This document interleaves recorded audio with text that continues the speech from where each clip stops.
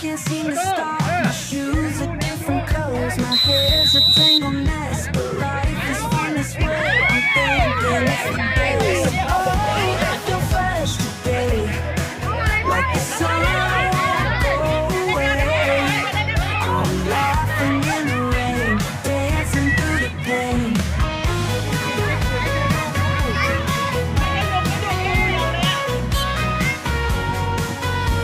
Friends are calling crazy, but they don't understand. I'm rocking all this lazy with coffee in my hand. Pop it It's a up! little Pop! crazy, but it's a masterpiece. I'm running kinda late, still floating like a breeze. Oh, I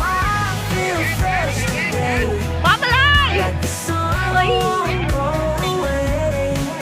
I'm laughing in the rain, dancing through the pain. เร็ว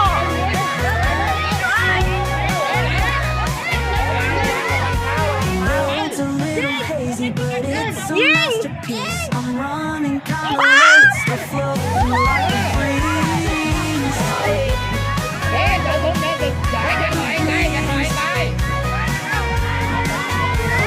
I feel fresh today, like the sun won't go away. I'm laughing in the rain, dancing through the pain. The pain. Dancing through the pain.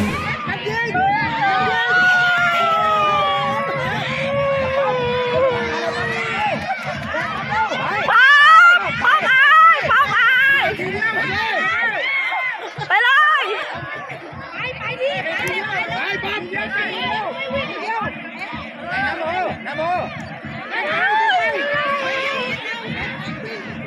ประชาสัมพันธ์นะคะสำหรับการแข่งขันกีฬาวอลเลย์บอล ป๊อปไปเลยป๊อปไปเลย ประเภททีมชายนะคะ ป๊อปไปเลยนี่เลย ประเภททีมหญิงนะคะ บ้านยางซ้ายพบกับวัดปากพระนะคะที่สนามได้เลยนะคะสนามด้านหน้าลงนะคะคู่ที่หนึ่งทีมชายนะอาคารประถมนะคะ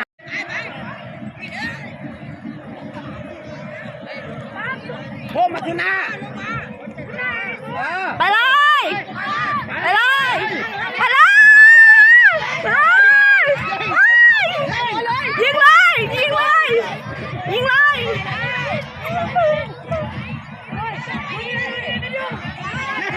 ไอ้ต้าเล่นได้ไอ้ต้า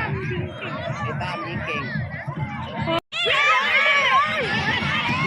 เย้ไม่เข้าไปเลยไปกันไว้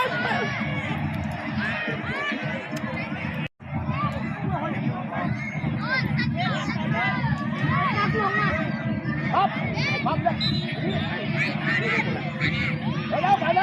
ไปเลย ไอ้ป๊อปเล่นไปป๊อปเล่นไปไอ้น้ำโมกูบอกให้ไปเลยไง ไปเลยไปเลยไปเลย น้ำโม ประชาสัมพันธ์ ยิง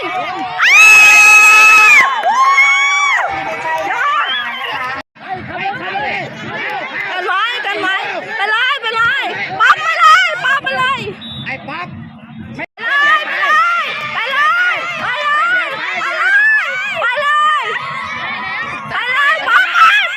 ไป เล่นได้เล่นได้เล่นได้ซัดไปซัดหน้าไปเฮ้ยเล่นได้เล่นมันฟุตบอล ไปเลยไปเลย เฮ้ย ไปเลยไปเลย เอาเล่นไปเล่นดิ ไปเลยไปเลย ทำไม่เป่าไว้กันเลย กันไว้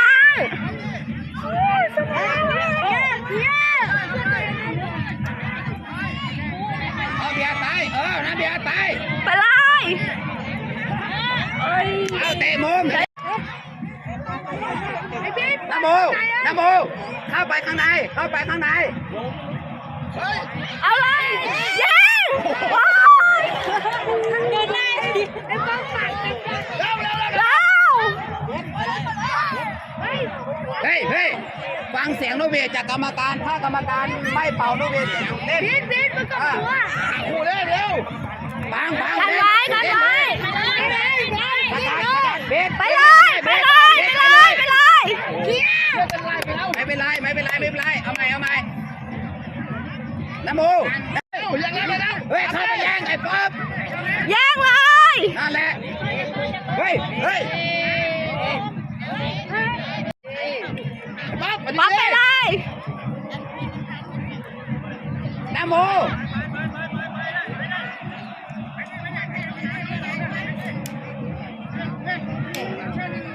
ไปเลย เอาเลย ปล่อยใจเย็นเฮ้ยเอาพุ่งมาเราได้ทุ่มปิดป๊อปขึ้นมารับฝั่งนี้ไก่บังเส้นไปคุณเส้นไปหมุนนั่นแหละ ไปเลยยิงเลยจุดโทษ เฮ้ยเข้าไปเล่นดิ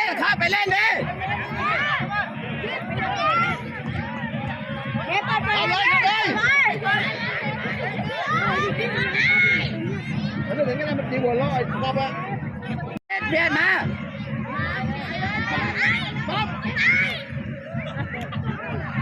เดี๋ยวเข้าเลยเฮ้ยเข้ามาหาบอลดิเข้าหาแค่ตัวแล้วเข้าเลยไปเลยเรียบไปแล้วแกเร่ป๊อปออกข้างมาป๊อปออกข้างมาไอ้ป๊อปออกข้างมาดิเล่นดิ ไปเลย เอาดิไปตรงนี้จัดไปป๊อป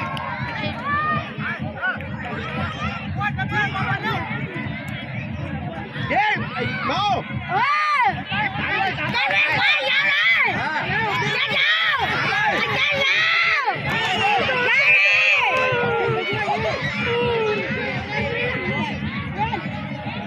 ตามมากินเข้าไปเลยอ๋อโอเค ไปไอ้โมไปตั้งนี่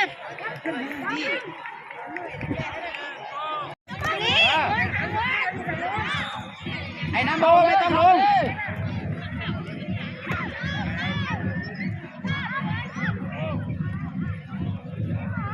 ตาก็เล่นเก่งนะเนี่ย เฮ้ยมาตั้งเกมรับเราเสียเตะมุมเฮ้ยไอ้ต้ากับโมเล่จะยืนคุยกันเราเสียเตะมุมไงเฮ้ยมาจับตัวดิ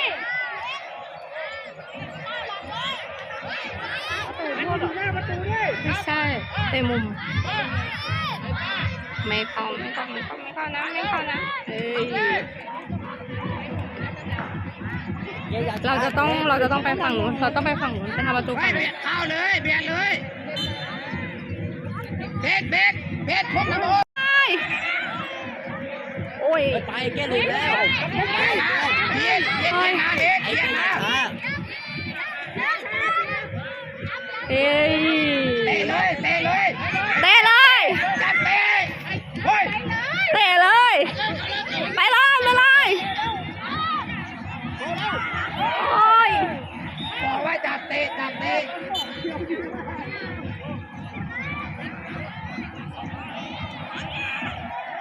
เอาเฮ้ยเบีย ไป ด เลย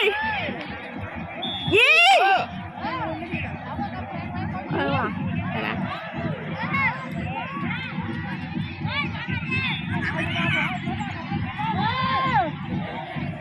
เฮ้ยเอาเบียดไปดิ ยิง โย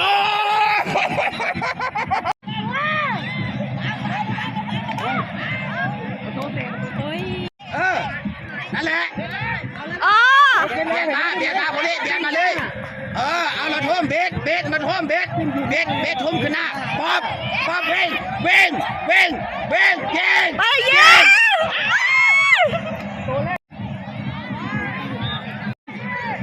ไปเลย ไอ้มาเล่นหน้าเห็นที่หลัง ยิง ไอ้ป๊อปมึงเลยเบียดเลย โอ้ไอ้ป๊อป มันไม่ได้คงไม่ผิดอ่ะเบียดไป โอ้ย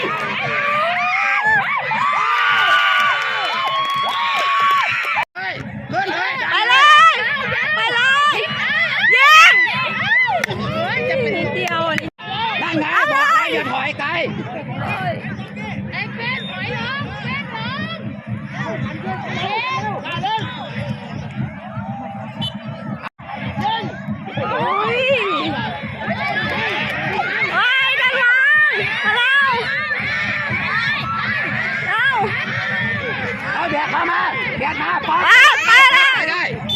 เฮ้ยโอ้ยดิไอ้จันยิงโอ้โหมันช้าจริงวะเบียดมาเลยเบียดไปเบียดไปเบียด ไปเลย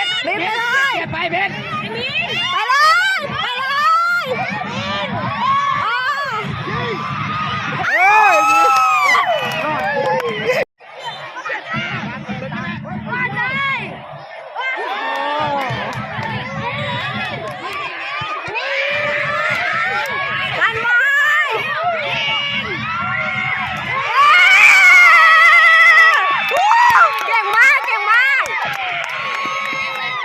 ท่าอะไรเนี่ย เอาเบียดไป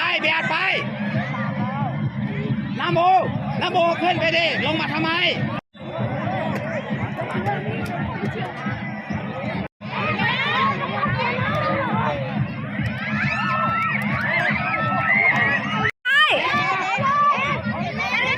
ไปเลยวิ่งไปเลย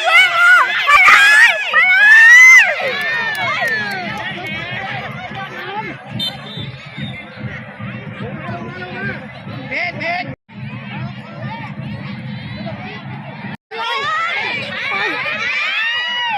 ออกโอเค เราได้ เราได้แล้ว เฮ้ยเบียดเลย เบียดเลย เออ มังทองสองมั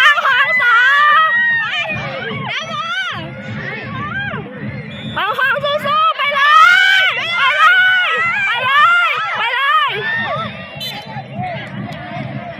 เอาไปกีตาร์ ไปเราได้ทุบเฮ้ย ผู้ต่อไปนะครับโรงเรียนบ้านปากแพพบกับโรงเรียนอนุบาลสุโขทัยนะครับป .1 ป .3 นะเตรียมตัวด้วย เราได้เบ็ดได้ทุบ มังทองไปเลยพี่โรเชียร์นะมังทอง ไปนั่นแหละ เสมอ เฮ้ยทางกำแพง